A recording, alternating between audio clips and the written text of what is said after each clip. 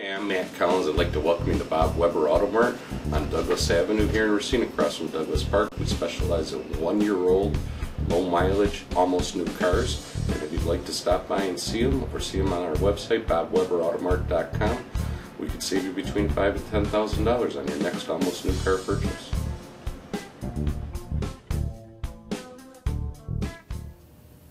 Welcome into another edition of Sports Junkies. It's been a while. Steve Sparky FIfer from Sports Radio 1250 WSSP. Gery Woelfel from the Racine Journal-Times, our special guest in the middle. I'm sure you're well aware of who he is, Coach Pancotti from Racine Case. As we get ready to preview high school football season here, we brought a coach in to kind of go over the whole thing.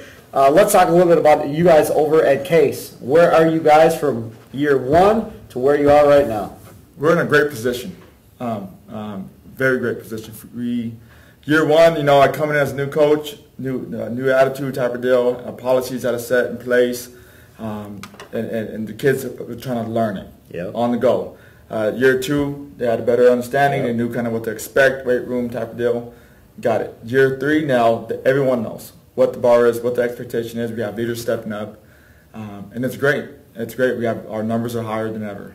Talking about that, what about that off-season program? Now that kids are buying in, have you seen your off-season numbers go up as far as working out? Yeah, and the kids hold each other accountable.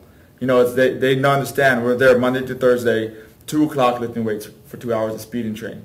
And it's great, and that's the foundation for us to have success in the season is, I tell them, you have to win in the off-season. Yeah. If we don't lift the weights, if we're not training, or we're not making ourselves better, we're not going to win in the season. Yeah. And we didn't have that previous, but now we've had 2 solid years of that. So. Andrew, oh, go ahead. Go ahead. No, I was going to say, Andrew, Steve, this year I'm more excited about local football than I have maybe ever. Yeah. And it's not so much that there's going to be one spectacular team in the county. There probably won't be. Mm-hmm. But there's a lot of teams that could have breakthrough seasons and have good, potentially playoff type seasons. One of them being your team. Yep. Am I correct in saying this is the best team you've ever had since you've been here? Yes, no doubt. And the leadership, the talent-wise, I mean, you go from start, tight end, Darian King, who's committed to Western Michigan. The Tony Gonzalez of Racine football. I mean, you have Desmond Kirby, who's a D1 receiver, deep threat, and he's getting offers from Division IIs, stuff like that. I mean, you have explosive running backs as Ty Scafie-Harris, who's a power back, running back, and Tyrese Pinson. Yeah, I mean, we all know Pinson. See, that's my guy. We all know that. I saw him at the Gus Macker, and I did a double take because I'm used to seeing Tyrese Pinson 5'5", kind of small bodied. He's buffed. Yeah. I don't think he missed a day of weightlifting. No, those guys, and he's so fast and shifty. Yeah. Not talking about line. Hey, all we got to do is get in there for a second, let him get a little crease, and he's gone. He'll pop it. What about your line play? Where are you at there with your offensive and your defensive lines? It's been good. We're young up front, a lot of juniors, but returning starters. We started some sophomores. You have Bo Ingersoll at our center, Tobias Barkley at right tackle. We have Reed Hammond at a right tackle and right guard. And so we're juniors and sophomores there, but the kids love it, they're bought in, and they're willing to do whatever it takes. You got size? We have size, yeah. We have That's size. The biggest thing in high school football is size. And the reason I brought it up was, to be honest with you, is nobody ever talks about the linemen. We always talk about the skilled players. Linemen need a little more too for downtown. I'm just saying. You know what, Andrew? Now we're going to be talking about offensive line the rest of the year. Quarterbacks, running backs. Don't care. Who cares? Well, I mean, you left out my quarterback, who's about 3 years starting. Yeah, we brought him up. I mean, he was the second leading passer last year. Franklin, quarterback, being number 1. He was number 2. And so bringing him back with leadership and understanding kind of everything is really good for us. How good has Contreras improved over a year ago? He's got faster and stronger, and his accuracy, and I think his confidence is a little more better too. So I want to get back to your running backs. Yes, I may be wrong, but this might be one of the best groups of running backs I've ever seen in Racine County. I mean, you got 3 guys there that could be big time talents. Yeah, and they're so fast and they can break time. Like I said, Desmond Kirby, who's more of our perimeter runner, who's our outside guy, he's so fast, he's so long. Being 6'5", his stiff arm is awesome. Let me interrupt you right there. Yeah. He played wide receiver for you last year. Yes, he did. What prompted you to bring him? So this is the deal. The deal is that last year we ran the spread. This year we brought it back down to the double tight. And we're going shotgun, double tight, what I used to run back in Clovis East. Oh, here we go. Yep. I knew California stuff was coming eventually. That's Here coming we go. back. You know, I tried to move, spread it out a little bit. I didn't like it last year. I didn't like it. So we're going back to it, and I believe we're going to be even more explosive in this. So you're going to take a 6'5" kid Yep. and force another team to tackle this kid who coming at you, that is Steve. On every play, yeah. Because, I mean, last year the biggest things I always was trying, like, how do I get him the ball out there? Yeah. I'm trying to get him the ball. And it was always a task, but now I just hand it off to him. Go get it. Go run. Woo. You know, and he does a good job of doing it. You know? What about on the defensive side of the ball? Defense side, we have 3 great leaders on the defense side right now. We have Drake Beck, Keyshawn Williams, and Bryce Lipzig at free safety. Okay. Drake and both are linebackers. And those 3 guys, you know, they're on that side, and they're playing strictly defense. Just defense. And that's another, bonus or a difference from the previous 2 years is we're able to somewhat platoon. So I got like 14 guys on offense, and I got, about 25, 26 guys. That's a big advantage. Oh my God, it's such a big, because now you have an hour of offense, an hour of defense, and you do your 30 minutes of special teams, whatever it may be. Where previously we were doing like 45 minutes of offense, 45 minutes of defense, and then 45 minutes of special teams or whatever, and we didn't get as many reps as the Oak Creeks and the Franklins and everybody else is getting. But now we're getting those reps because we're able to platoon, which is awesome. Friday night, you're going to open up against Burlington, non-conference game. I think it's at Burlington. Mm-hmm. Their defense is a little suspect, too. There's question marks about that. They only have 3 starters back. Yep. But the big change is they have a new coach. Steve Tenhagen replaces Hans Block, who I thought was one of the best coaches in the county for a long time here. And it's going to be really interesting to see that transition. Have you seen of Burlington? Have you seen any? Yes, I did. Hans was a great coach, and he ran that double tight with the backs in the back for the T formation, and that thing, man, he pounded the ball. Exactly. You knew you were going to get into a physical. Exactly, and and we were really close there, and they just continued to pound, and they go on 8, 10 play drives, and that wears the defense out, especially if you have to have those guys play offense too. Yeah. The difference with Steve is he spreads it out a little more. Exactly. But he has a really good quarterback this year, an athlete. Has good tight ends, good receivers. The quarterback can run and throw. So, well, Steve Tenhagen used to play at Burlington back in the day. He played with Tony Romo. Okay. He was his #1 target. Oh wow! And and then he went to coach at Delavan Darien and had some nice success over there. So it's kind of a homecoming for Steve Tenhagen. That's awesome. Then the following week, Waterford. You got and then you got another. You don't open the season on an easy note, do you? No. Waterford's obviously a perennial power under coach. Yes they are. And the coach out there is doing a great job. Adam Bakken, he's been terrific. Yep. And the kids buy into his program, and they run what he's doing. And Bakken is going to be on our Wendy's Varsity Blitz Coaches Show on Saturday morning from 10 till noon with Mike McGivern. And Bakken brought back Kerry Vinay, who was the old Waterford head coach, to come back and help on the offensive side of the football. Well, if you know anything about Kerry Vinay, he is Dr. I don't know what you'd call him, Frankenstein when it comes to changing offenses and giving you stuff you've never seen before and changing things up. And they'll become, I bet you, way, way unpredictable on the other side of the football. Well, go ahead.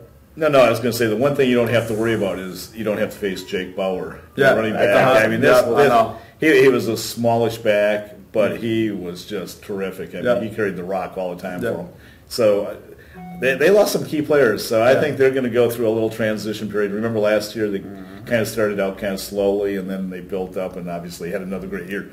I mean, he's been there 3 years, 3 conference championships. Yeah. Can't get much better than that. But again, I mean, you look at Waterford, the same thing that you're trying to build. That youth program is key to anything. And when you're a one-school town, it's a huge advantage over, say, Case, who's sharing with all these other high schools. I mean, go talk to Clay Iverson, who's out at McGuanago right now. He was at one school town, yes, in Pewaukee. But you talk about the atmosphere and the town buying in and rallying behind a high school football team where the whole town just shuts down on Friday night to go watch high school football. And that's pretty much the case at Waterford, exactly. I mean, you go to a Waterford game, their attendance is very good. Moving along to some other teams, we were talking about the SEC. I mean, you obviously could be, I think you guys are the sleeper that conference. I mean, everybody's looking past you, and I think you could surprise some people. But you look at Horlick, for instance. They lost some really good players. Ricky Neal, without a doubt, was maybe the best player in the conference last year. Yeah. He's gone. So they're going to go through a little rebuilding period. What's your take on Horlick? You know, first of all, Brian Fletcher's doing a great job with his program over there at Horlick, and he builds it from the youth program all the way up. And so I know the kids, the juniors last year and the sophomores, they know it and understand his program. They're going to move up and be ready to replace those kids. But sometimes you can't replace certain kids. And kids like Ricky Neal and Destry McKinstry, and I think they had that linebacker, Michael. Rose. And those type of athletes out there, man, those kids are just studs, they're leaders, and they just do everything right. So he's going to have kids step up, but to be able to fill those shoes is a big task. But they'll be ready to play, man. They play solid football, the sound football, basic football. So what about Racine Park? Park has speed. I mean, you beat me to the punch. I was going to say it's like put your teams in a mirror here. Great running backs, great running backs. Yeah, it is, and they do. You know, I know they got those twins, the Stewart twins, I think, and then some other kids are out there who can play and that are fast. So they're going to come and be ready to compete. You know, I hope they are able to put together and had a good camp so they can get some wins. You know what they should do when you guys play each other? Just maybe have a 40-yard dash between your top three guys and their top, because they got some. I mean, the Stewarts were state elite sprinters. Well, I think one of the Stewarts was a 200-meter champion in the state. You know, exactly. And he's at running back. And he's already got a college offer. I think it's Northern Iowa. Northern Iowa. And I know the other Stewart brother, who's his twin, is also being courted by a bunch of schools. Both kids. Both of them are very good athletes. You know, you talk about all these athletes and all these different players, but then you look at Wisconsin and Gary Anderson, and they've got 2 kids in that recruiting class. They're coming in for 2015 too. Now that's a lot different than how Brett Bielema recruited when he was here, Barry Alvarez when he was here. They brought a lot in. I've talked to a couple of high school coaches, and they just told me it's nothing against Gary Anderson. There just wasn't a lot of talent necessarily to choose from in the state like there has been in the past. Yeah, I mean, but we do have talent. Maybe not as much talent as much as Division I talent. You know, one thing that really hurts us in I've been vocal about it since I got here is that, and in California, you know, you have unlimited contact days where you can coach a kid, train a kid, work on catching, work on the fundamentals and stuff like that. But in here, you don't have that. You have 5 days over the summer, and that's it. And that's it. We're like a school, or a state like Illinois has 20 days. Huge disadvantage. Huge. So now those kids out there are getting more practice time, more reps than our kids here in Wisconsin. Wisconsin gets 5 days? 5 days of contact. See, now, okay, I'd say split the difference. You know, I agree 20 days is too much. You got to let kids have well, the thing is you don't make it mandatory, but you allow coaches to be able to coach if the kids want to coach. If they want to come in and get work, and there's a coach who wants to be out there and work. The problem I have with that is the word mandatory, and you put it in quotation marks because kids know if they don't show up, you know, they're going to hear about it. So it is really mandatory when you get down to it. So that's why I think you need a governing body to step in and say, hey, this is best for the kids, this is best for the athletic programs. 20 is too much, 5, go 10. But then when you go to every other sport here in Wisconsin, like baseball and wrestling, they're unlimited contact. Unlimited.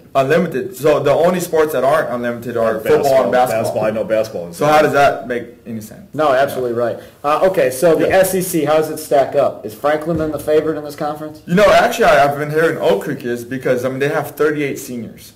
That's a lot. You know, like is that crazy? Yeah, that's probably more seniors than all 3 schools. Exactly. Here in Racine. But so I mean, and seniors and leadership is huge in high school sports. You know that, right? Sure. To have 38 seniors and guys, you know, is huge. I have 8 sophomores starting on my team, but they probably won't have 1 sophomore on varsity. I would imagine not. You know, because they probably got a class of 30 juniors. Right. You know, if they got enough kids up there, and pitting a 15-year-old kid versus an 18-year-old kid. Is a big, and again, that's a 1-school town that's exploding. I mean, that city itself is exploding. They're building that brand new mall on that one corner. They're by Drexel. I mean, it is gigantic. I mean, they're talking about building another campus for Oak Creek. It's going to be the Arrowhead of down here of the SEC. It possibly. That's where it's headed right now. And then Franklin, you just know they're going to be back every year. And the Southern Lakes. I mean, same old, right? I mean, Waterford's going to be there. Lake Geneva Badger's going to be there. I think it's going to be a little more. I don't think Waterford's going to have that cakewalk. I shouldn't say a cakewalk, but it's easy of a road to the championship like they had last year. They lost some really good players. Yeah. And I know they got a program where you just refeed the players, but I think it's going to be a little more tougher this year for them. And Badger, I still ride with Badger, obviously. I mean, that's a school with Hensler. He's just got him rolling. Coach, yeah, and again, a one-school town again. I mean, same thing. And that's such a big advantage. It is. Talk about private schools just real quick. St. Cat's? St. Catherine's, we just talked about teams, being hit by big-time losses. St. Catherine's definitely did. The running back, Madden last year was Player of the Year. A beast. He was a beast. Cobb is going to be a sophomore this year. Quick, elusive back. I think he's going to help them. Excuse me. They're short in numbers. I think St. Catherine's only has 25 players this year. But in that conference, I mean, everybody's going to be facing that same battle in that conference. To a degree, but St. Catherine's, I think 15 of them, of the 25, are freshmen or sophomore. Oh, really? Yeah. So Dan Miller's got his work cut out for him this year. You start talking about playing freshmen, that's at a whole different level. But playing Division 5 or in that conference is you kind of can get away with it. D1 level, you just couldn't. Just no way. SEC, you couldn't. Kids would get hurt. Yeah. But I mean, you got good players over there, and we actually had the privilege of playing them in the Indian Trail 7-on-7 passing league. Did Andrew Smith quarterback for St. Catherine's? I'm not sure which one. He played wide receiver last year. They're moving him to quarterback, and he's a very good athlete. So I think the transition won't be that difficult for him. But you go to Racine Lutheran. They've been down for the last several years. They had a lot of young players. I think now they're going to start seeing the fruits of their labor. Yep. And they have it's crazy. We've just spent the last 20 minutes or so talking about good running backs. Yeah. They got a kid named Shamaz Williams, who Scott Smith thinks is one of the best running backs around. He's a sophomore, big, strong kid. Yep. And you put all these kids at your school and Park and Horlick. Oh, yeah. There's some just really good athletes in this area here. No, for sure there is. But once again, you go back to the one school, high school, with our 5, 6 schools, whatever we have in here, we've now just spread those kids out. Right. And it hurts us. It does. It hurts our numbers, and it's tough to build, but we have to do it. Can we add one more running back? Cole Kreskin from Catholic Central. Mm-hmm. He put up like 800-900 yards last year. He's coming back. Yeah. So this is the year of the running back. And that's another school that's perennial always in the playoffs and always making a run in the playoffs. Absolutely. Yeah. And they had some losses again, but again they retool and get ready for another seation. Good stuff. He is Coach Pancotti from Racine Case. Gery Woelfel, Steve, Sparky, FIfer. That'll do it for our football preview edition. As always, you got to keep a close eye on Case because they're turning things around in a quick manner. Check them out. You agree, right? I agree. That's positive. All right, check them out at RacineSportsZone.com. You'll find each and every one of our Sports Junkies videos. Have a good day, everyone.